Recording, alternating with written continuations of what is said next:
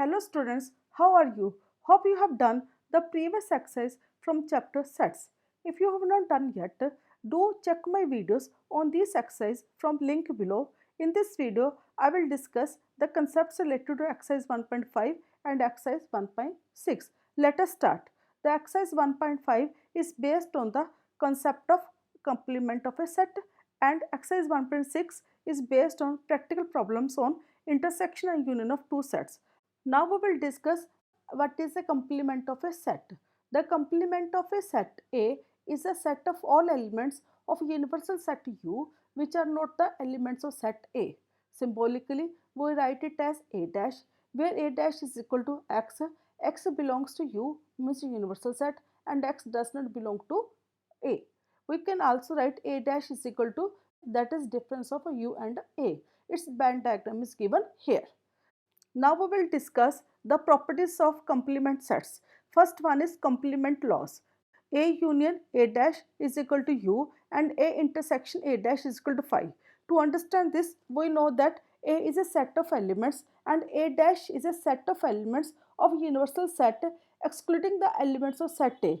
Hence their union will form the set U, that is a universal set, and their intersection will form the empty set as there is no common element. Now we'll move to next law, that is De Morgan's law. That means complement of A union B is equal to intersection of complement of A and complement of B. Similarly, complement of A intersection B is equal to union of complement of A and complement of B.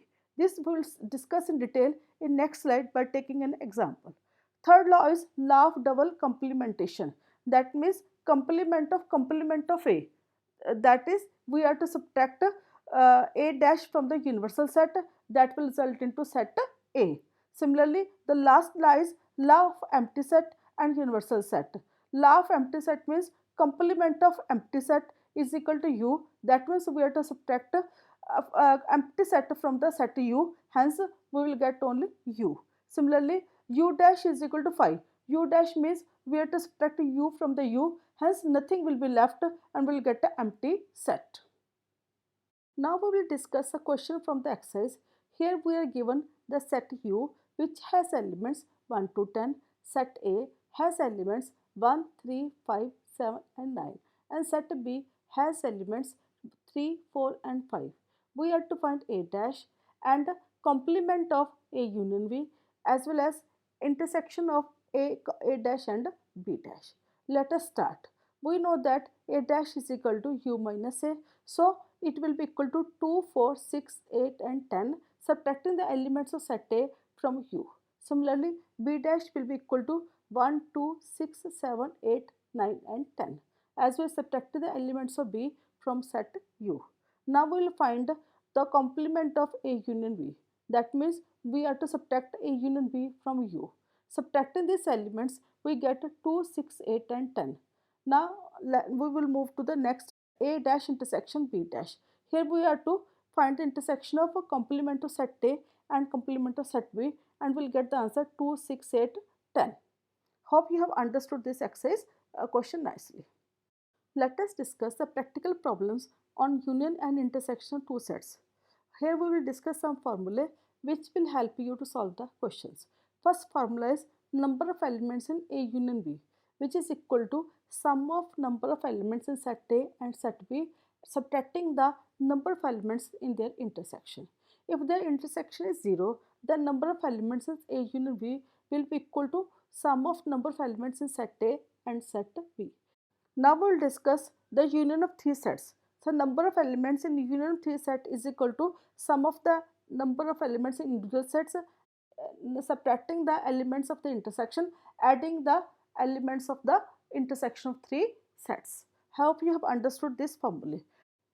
Now we will discuss a question. Here we are given the set U which has element 1 to 10, set A which has element 1, 3, 5, 7, 9 and set B has element 3, 4, 5.